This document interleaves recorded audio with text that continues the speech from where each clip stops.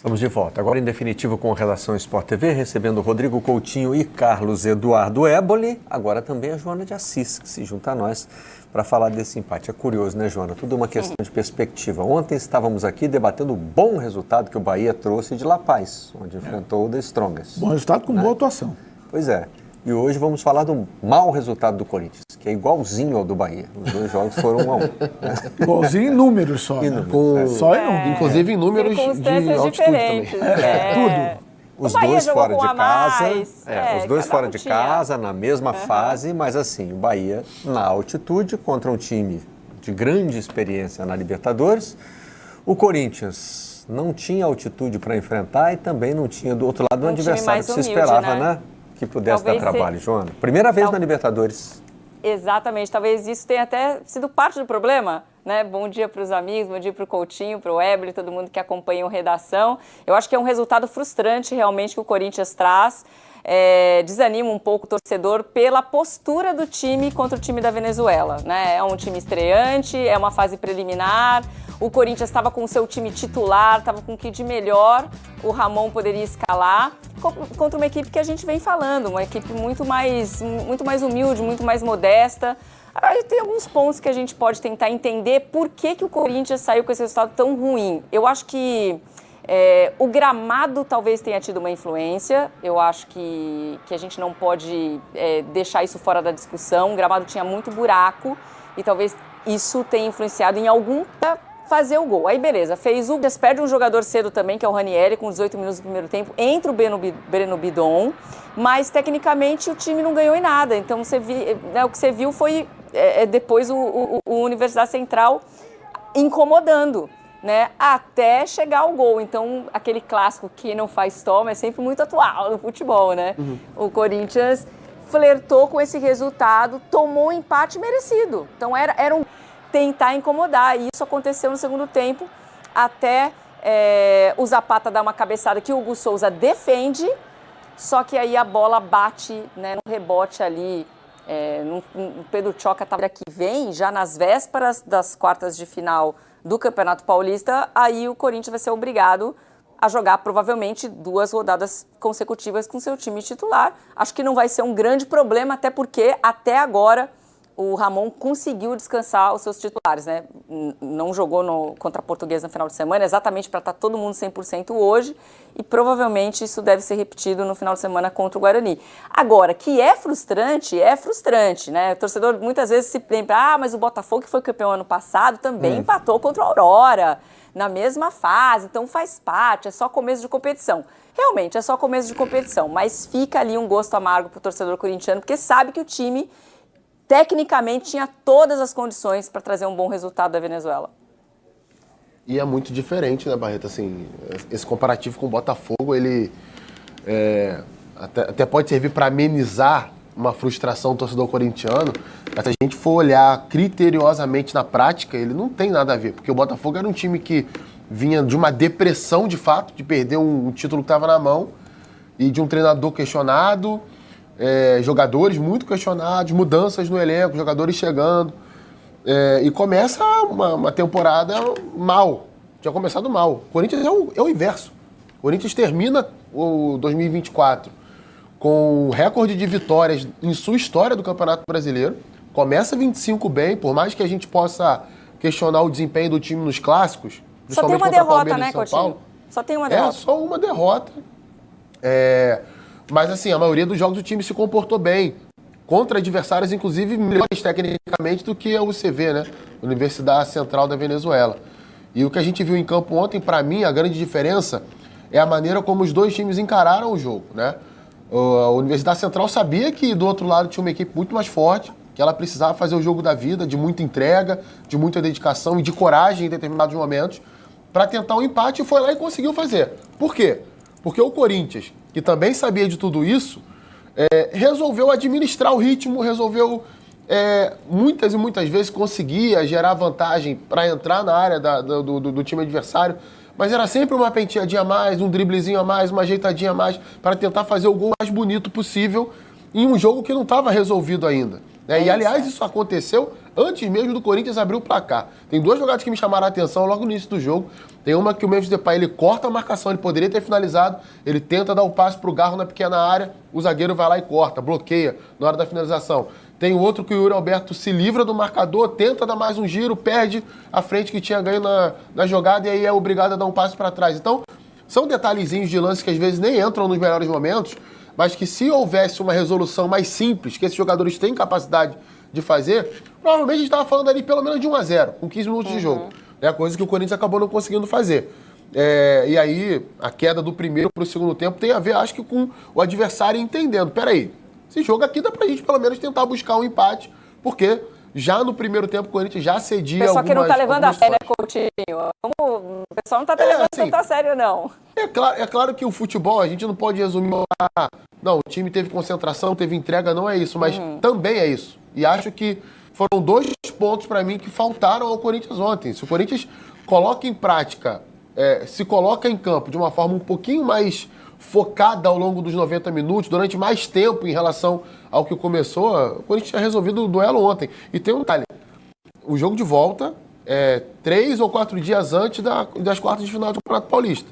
Né? Então, o Corinthians talvez tenha perdido uma oportunidade de... Talvez não, certamente perdeu, de poupar jogadores importantes para um jogo eliminatório, e é o jogo único de quartas de final do Campeonato Paulista. Eu acho que o da volta vai ser um jogo em que o Corinthians vai administrar com tranquilidade. Eu não consigo enxergar o Corinthians ficando pelo meio do caminho no jogo da volta contra esse time venezuelano.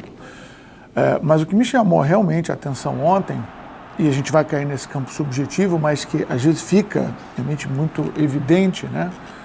É que faltou a faca nos dentes, faltou ali realmente, né? Faltou faca nos dentes, faltou o desejo de fazer um jogo mais intenso. E é um jogo assim, foi o primeiro jogo decisivo do Corinthians na temporada, né? É um jogo, primeiro jogo eliminatório, na principal competição do ano. Então, faltou um envolvimento maior. Eu achei o Corinthians muito assim, vou vencer a qualquer momento. Exatamente, na hora que eu quiser, né? Eu decido isso aqui. Né? Exatamente, e aí as coisas foram se acomodando, o time adversário vai percebendo que, olha, não é assim, o bicho não é tão grande, eles não estão muito, a coisa está indo para o nosso lado, e pimba, empatou. E o Corinthians faltou força depois para tentar se colocar novamente na frente. As alterações feitas não surtiram nenhum efeito. Um time moroso, time chato de ver, arrastado em campo. Houve uma combinação de desempenhos individuais, todos abaixo. Garro, Depay, todo mundo abaixo. E acho que o Corinthians perdeu uma oportunidade de firmar um espaço, de firmar uma atuação muito mais condizente com o momento do Corinthians. Com o momento que ele está vendo agora, foi isso que você colocou. Sim. O desempenho do Corinthians recente, ou já desde o ano passado, essa virada de ano, né, em que o Corinthians vem num embalo bem interessante, ele dava uma outra indicação de atuação. Não o que a gente viu ontem. Não é para terra arrasada, tá tudo errado, não, olha aí, o Corinthians não é aquilo que a gente pensava, nada disso. Mas eu acho que realmente ontem a atuação está muito atrelada à parte de comportamento. Realmente está muito atrelada à parte de comportamento. O que me causa estranheza, porque não é do DNA desse time. Não é do DNA. Buscou uma recuperação histórica no passado. Saiu de uma luta contra o rebaixamento. Um cenário que não era dos mais simples, não, porque a gente está falando de um clube que durante alguns períodos do ano passado teve salários atrasados, né, tem uma ebulição política que a cada momento vai e volta no Corinthians. Então, não era um cenário assim, tá tudo tranquilo, só falta gente. Não era isso. Então, esse time mostrou essa capacidade. É claro que, assim, isso vai acontecer com qualquer equipe do mundo em algumas partidas, em algum jogo. Você percebe que você é superior ao adversário. Então, às vezes, você quer realmente ter uma assinatura naquela vitória, em uma jogada, em um destaque maior.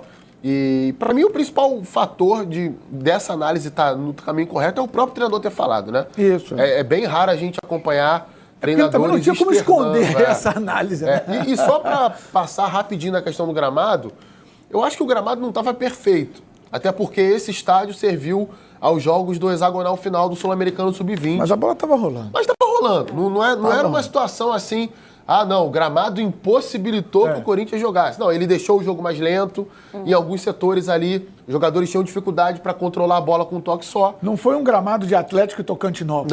Não foi aquilo. Muito longe daquilo. Muito longe daquilo. Aliás, a bola estava rolando. Ele estava muito mais próximo do que é o gramado do Corinthians na Neoquímica Arena do que foi o gramado de Tocantinópolis. Então, eu acho que o que faltou realmente foi essa... Assim, eu não gosto de usar pilha, isso. né? Faltou pilha. Raça, gana, eu não gosto de ficar usando isso porque isso pra mim é muito vago. Não, é subjetivo. É subjetivo. Mas a gente vê esse time jogar toda semana, a gente vê que é um time que envolve, que é um time que se movimenta de maneira mais intensa. É isso. Né? Diante de adversários que marcam melhor, diante de adversários que são superiores. Por que não aconteceu ontem? Porque isso aí vai cair na falta de concentração, e a falta de concentração você vai perceber num passe mal dado, num passe simples, numa tabela que deveria ter sido feita e não foi feita. Uma enfeitada de pavão na hora que não tem que exatamente, acontecer. Enxergar melhor o companheiro que está bem posicionado. Então as jogadas não estavam fluindo. Não tavam, o time do Corinthians não estava conectado em campo.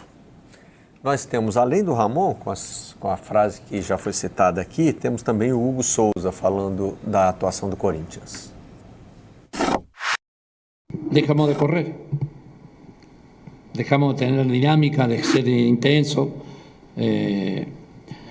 Se produjo un ida y vuelta y ellos me parecería que estaban mejor, iban atrás, querían recuperar. La Copa es así, no tenés que dar ventaja. Apenas te equivocaste, convierten en gol. Prácticamente fueron la única jugada que hicieron y te convirtieron en el gol. Sí que me preocupó mucho el calo que tuvieron en el segundo tiempo.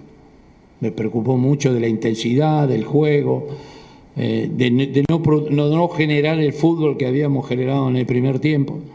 En el primer tiempo Corinthians daba mucha expectativa de que lo podía ganar, pero tampoco el resultado es malo. El resultado es malo porque en la Copa del mata-mata ahora jugamos de local con nuestra gente, vamos a recuperar, tuvimos el viaje, tuvimos un montón de situaciones, venimos jugando cada 3 partidos, no son excusas, pero yo estoy preocupado porque el calo del segundo tiempo. Vamos a ver si lo podemos mejorar. A gente também esperava mais, né? Principalmente pelo primeiro tempo que a gente faz. A gente faz um jogo dominante, onde a gente cria oportunidade de fazer gols. Não convertemos as chances, eu acho que a gente deveria converter essas chances em gol. Não poderia dar brecha para a equipe adversária. A gente sabia que a qualidade da nossa equipe era superior, mas é uma equipe que estava esperando só uma brecha, um erro. E infelizmente a gente cedeu, e coisa que não pode acontecer nesse tipo de competição, né? Então precisamos corrigir isso o mais rápido possível, porque a gente não pode permitir isso, principalmente quando o adversário, com todo respeito, é um adversário abaixo da nossa qualidade. Então a gente precisa muito colocar essa qualidade e transformar ela em gol. E agora a gente vai trabalhar para transformar isso no jogo da volta, para que a gente possa sair classificado. Mas essa leitura é importante. Essa leitura é fundamental. É de quem está dentro do campo, do treinador. Então, assim, está todo mundo na mesma página, né? Eu não tenho dúvida, gente. O Corinthians, no jogo da volta, vai se classificar e vai se classificar com goleada. Tá? Porque na Neoquímica Arena a coisa é diferente. O time não pode perder a intensidade, a torcida não deixa perder a intensidade. O próprio ambiente motiva muito o jogador. E vai ser uma classificação tranquila até. Mas a gente está analisando o jogo de ontem. E como o jogo de ontem, numa primeira participação de mata-mata na competição mais importante, no mínimo decepcionante.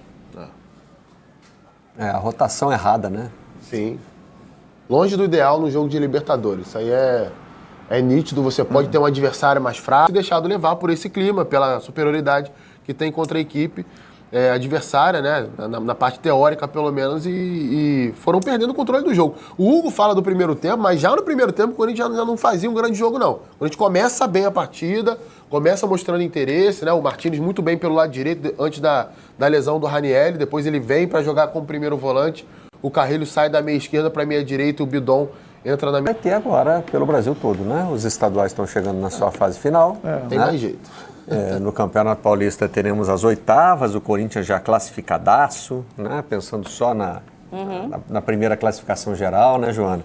Isso. E o Santos, alguns grandes estão ainda lidando com dificuldades, o Santos deu um passo importante nessa